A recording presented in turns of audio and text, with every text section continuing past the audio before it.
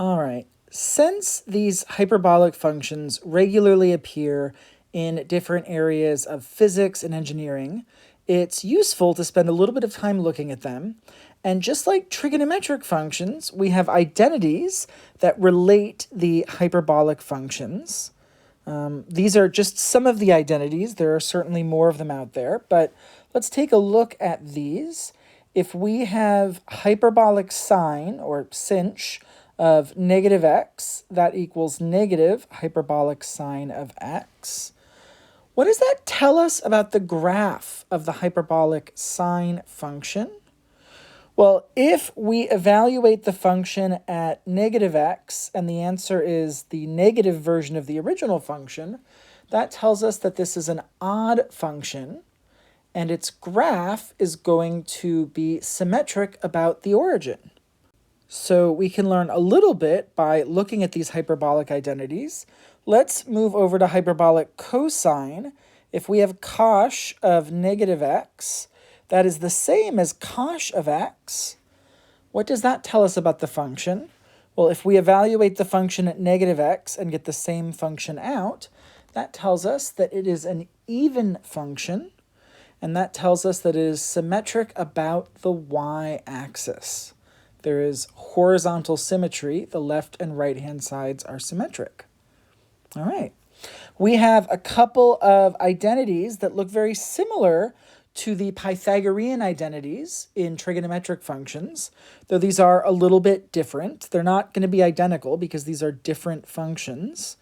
And then we have some sum formulas for hyperbolic sine of a sum and hyperbolic cosine of a sum.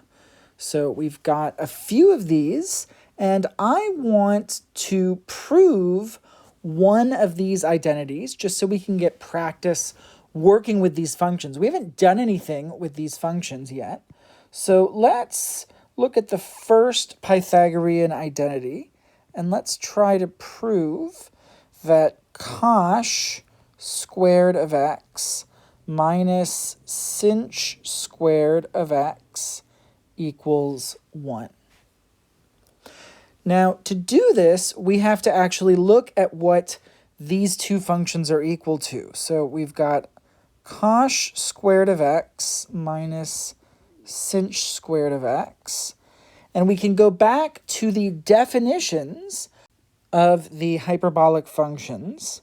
And remember that cosh of x is e to the x plus e to the negative x all over 2. So cosh squared of x is going to be that quantity squared. Then we have minus sinh of x, which is the same thing, but with a difference in the numerator.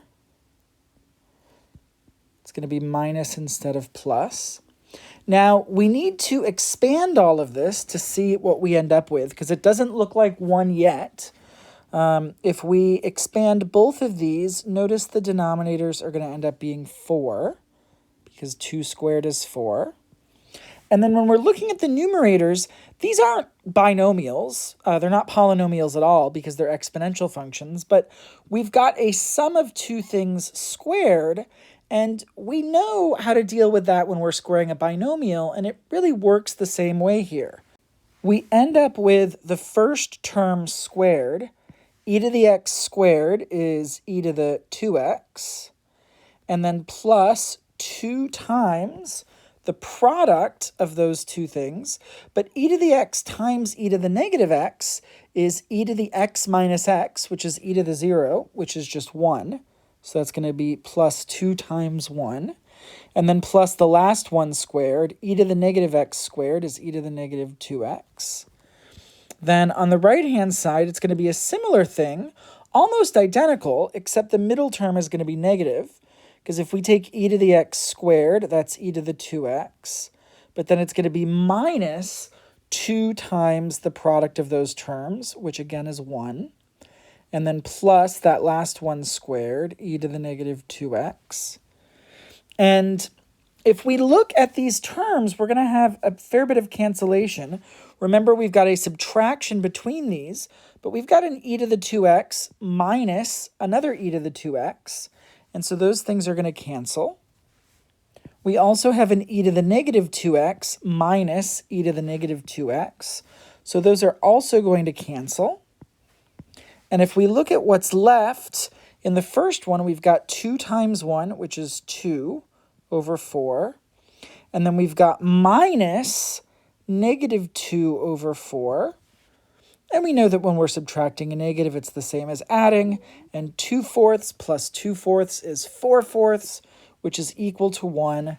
And so we've shown that cosh squared minus sinh squared is equal to 1. If you're interested in these functions, I want to encourage you to prove some of the other hyperbolic identities. This will give you a bit more practice working with hyperbolic functions. It will also give you some great practice dealing with a lot of algebraic manipulation and proofs, both of which are things that are really useful later on in more advanced math classes, particularly if you're interested in being a math major. In that case, I definitely want to encourage you to work with these a little bit more.